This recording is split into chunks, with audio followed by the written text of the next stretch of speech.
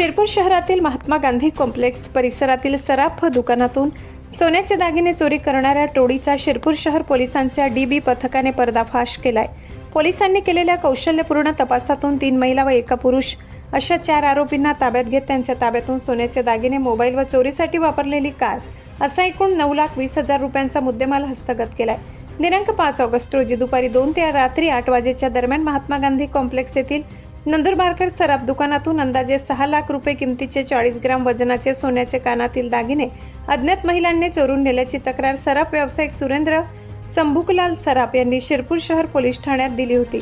त्यावरून गुन्हा दाखल करण्यात आला होता।